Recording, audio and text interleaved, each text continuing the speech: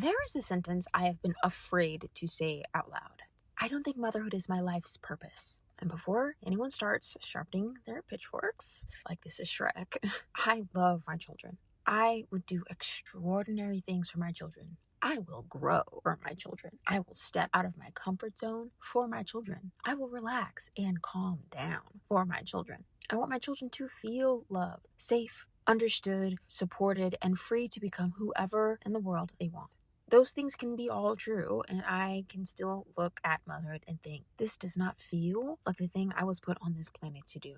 It doesn't feel that way to me. And honestly, that realization has been both uncomfortable and incredibly clarifying. Because I've spent a lot of time assuming that I didn't feel naturally fulfilled by motherhood. Something must be wrong with me. Maybe I wasn't grateful enough. Maybe I wasn't nurturing enough. Maybe I was too independent, too ambitious. Maybe I was selfish. Maybe I was broken. Maybe I was just not trying hard enough. And the more I understand myself these days, especially through the lens of my particular brand and flavor and genius that is neurodivergence, the more I realize that there may be a different question worth asking. Not what's wrong with me that motherhood doesn't feel natural, but what if motherhood simply isn't the role that organizes my life most naturally? And that is a very different conversation. Welcome to Grounded and in Full Color, a neurodivergent mom's studio for motherhood, overstimulation, and building a life that actually fits your brain. I'm your host, Princess Ebony, who experiences autism and an ADHD brain as a mom of 3 and your favorite neurodivergent big sister on the internet.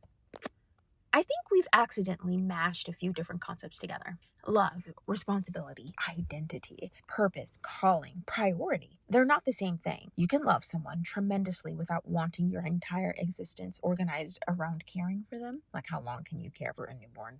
Like a newborn who magically doesn't grow and they're still a newborn. Just food for thought. You can be committed to your children without making motherhood your entire identity. Career women do it all the time. And I'm working towards being one of them. You can be a good mother and still have other things that matter enormously to you, like a charity or a cause.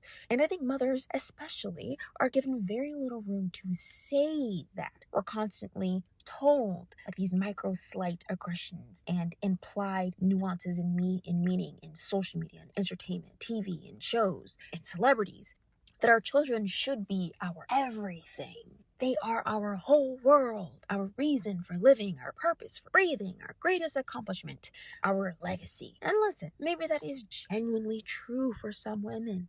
I can only maybe say that for women who have like double-digit number of children these days. I don't think there's anything wrong with that by no stretch or means of the imagination. But I have had to confront the possibility that it is not true for me.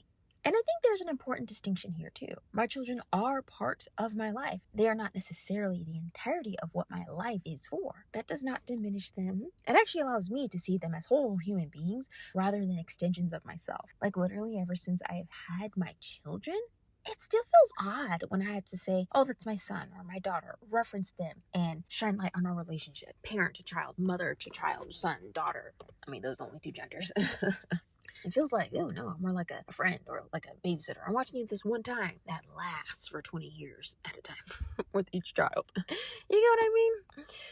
There are things about motherhood that I genuinely enjoy, and there are things I find beautiful.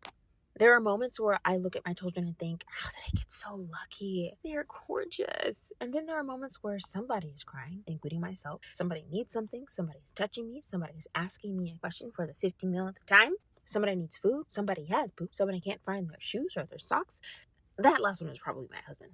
Or somebody has interrupted the thing I was doing. My nervous system is basically like, we are closing the facilities. Goodbye, like immediately. And I don't think that's simply because motherhood is hard. Because motherhood is a challenge. It's a puzzle. That's not exactly groundbreaking research here. But I have noticed something deeper. The actual structure of motherhood often clashes with the way my brain naturally wants to operate. I love flow.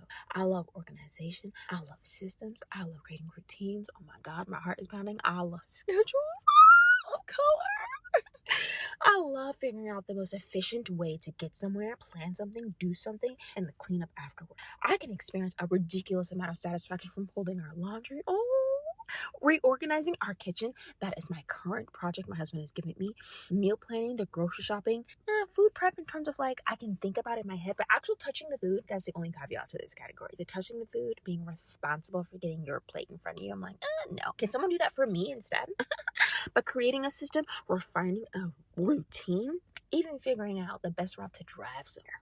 Give me a messy process and let me turn it into a beautiful little machine. My brain is delighted, an explosion of kaleidoscope of colors. I apologize right now if it sounds like mushrooms have anything to do with this. But motherhood doesn't care about your beautiful little machine, not mine. Motherhood will walk directly into your machine holding applesauce. Motherhood is interruption, it's unpredictability. Motherhood is another person's nervous system colliding with yours. Co-emotional self-regulation and happen at the same time. And these beautiful moments, they're difficult and beautiful all at the same time. It reminds me of that movie with joy and anger. And the little girl Riley, what is that name of the movie? Inside Out. Inside Out, yeah. Both of them, both movies. This is one of the things I've had to stop judging myself for. I don't always have the instinctive response that I think I'm supposed to have. Sometimes I see other mothers respond to something their child does and think, oh snap, that's what I'm supposed to do? And then I look at my own internal reaction and it's something completely different. Sometimes my first thought is, how do I make this stop, turn off, be quiet, go away? Sometimes it's, why is this happening right now? And it feels like every moment where I say right now is like a critical moment. It usually isn't. I'm just bothered. Or I've allowed myself to be bothered. Or I've handed my child the remote to my emotions. Sometimes it's, I need everyone to leave me alone. Or rather, will they notice if I dip out of here and drive to the next city over for a few days? And sometimes this is one of the things I really don't like admitting, but my brain immediately starts constructing an escape hatch, a route, like it's an action TV show with Jason Statham and Rocky Balboa. I could leave. I could start over. And I remember hearing jokes in school about like when pilgrims first came to the States or something like that, and they were like establishing their colonies. Like, if you just had a falling out with anyone, you could move literally like 11 miles away and start all over. But for me, I'm thinking maybe I wasn't meant to do any of this. Maybe everyone would just be better off without me 11 miles away. Not because I do not love my children or I'm not in love with my husband. Remove me for the man long enough and I just am on the floor without my wits. And it's not because I actually want to abandon any one of them. Not even myself, because part and parcel of my identity is mom, wife, and homemaker. I mean, my brain can't be delighted if I don't have a mess to actually clean up and systemize, can it? No. But maybe it's because my nervous system gets so overloaded at times that an escape can feel like the fastest route back to safety, calm, home, and peace in my body. That distinction matters. Because an overwhelmed brain can produce thoughts that are dramatically larger than what you actually believe when you're regulated. I've talked before about how when I'm deeply overwhelmed, my brain can go from this moment is difficult to I have made terrible decisions in my life too. My entire life is wrong. In approximately 12.7 seconds, the brain is a dramatic little screenwriter. It doesn't always concern itself with proportion. For me, discovering that I'm the one to experience autism, to experience an ADHD brain, didn't suddenly make motherhood easy. I mean, I was postpartum when I first learned of this myself. It gave me context though, and that's different. It helped me look backward at my life and notice that these patterns do not begin when I became a mother. Motherhood amplified them. It exposed them. It made them harder to compensate for. But they were already there. The girl who needed structure, the student who thrived when expectations were crystal clear, the person who could become completely absorbed in a task, hyper-focused and in flow, the person who struggled with interruption, the person who could become intensely frustrated when things didn't make sense, or I couldn't even see the benefit, the point, the payoff. The person who needed every moment that they could muster up to recovery after social interactions and experiences. The person who could spend hours organizing, researching, designing, planning, creating, or perfecting something just to be busy and give my brain a workout. That person didn't suddenly appear after having children. She was always there. Motherhood simply removed a lot of the camouflage though. And that matters because sometimes I think we interpret a mother's difficulty as a character flaw when you're actually looking at a nervous system mismatch. But here's the part I don't want to romanticize. Understanding myself doesn't mean I get to opt out of responsibility. This is important. Neurodivergence can explain something without excusing anything or everything. My children don't deserve to be yelled at just because I'm overwhelmed. My husband doesn't deserve contempt because my nervous system is overloaded. My family doesn't become responsible for managing me simply because I understand myself better now. The goal isn't, this is just how my brain works, so everybody else needs to deal with it. The goal is, hey, this is how my brain works. Now, what environment, structure, communication, support, and boundaries would allow me to function better for all of us? That's a completely different posture, and I'm standing up straight. It's not shame. It's not entitlement. It is responsibility with context, which we all know is key, right?